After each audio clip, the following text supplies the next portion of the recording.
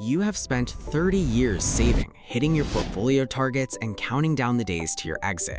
On paper, you look ready, but having a $2 million net worth does not automatically mean your distribution plan is structurally sound. Conventional wisdom tells you that reaching an arbitrary net worth milestone is the green light to hand in your resignation. The math, however, tells a very different story.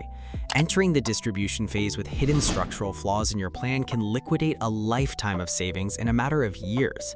Today, we're analyzing the 7 financial signs that prove you are not ready to retire this year, regardless of what your balance sheet says.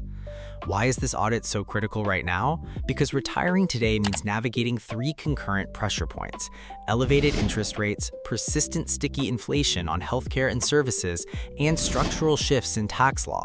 When you transition from the accumulation phase to the distribution phase, your portfolio stops being a wealth builder and starts acting as your sole utility company.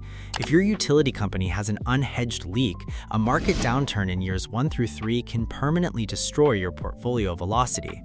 At the fiscal arc, our multi-year stress testing shows that structural readiness is not about portfolio size. It's about cash flow resilience under market stress. Let us examine the 7 signs that indicate your plan needs immediate refinement. Sign number 1, you have an unhedged healthcare gap between ages 60 and 65.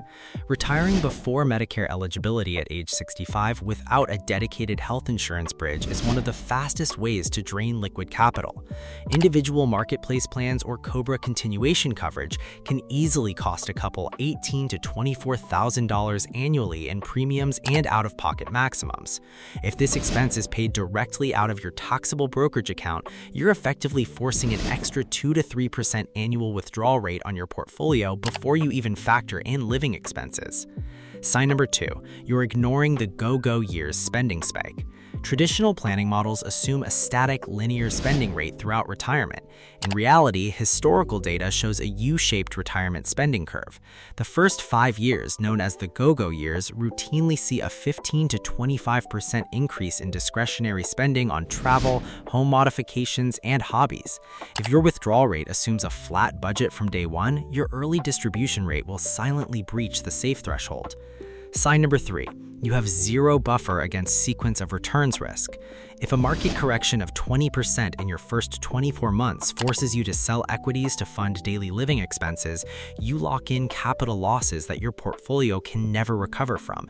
If you do not hold at least 18 to 24 months of non-discretionary expenses in cash or short-term treasury bills, you're gambling on market timing. Sign number 4, you enter retirement carrying variable or high-interest debt.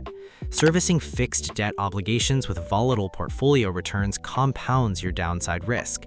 Every dollar of required debt service increases your baseline withdrawal requirement, stripping you of spending flexibility during market downturns. Sign number 5, you have a single bucket tax structure. If 90% of your liquid net worth is trapped inside tax-deferred traditional IRAs or 401ks, you lack tax workation strategy. Every dollar you extract to cover unexpected expenses is subject to ordinary income tax rates, potentially pushing you into higher tax brackets and triggering Medicare IRMA surcharges. Sign number 6, you lock a guaranteed income floor for non-discretionary expenses. If your fixed costs, such as property taxes, insurance, food, and utilities, exceed your guaranteed income sources like Social Security and pensions, your portfolio carries total exposure to baseline survival. Sign number 7, you're relying on static linear return assumptions. If your spreadsheet models a smooth 7% return every year, your plan is built on a mathematical fantasy.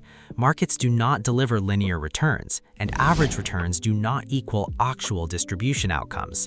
Here's the counterintuitive insight that general finance channels miss.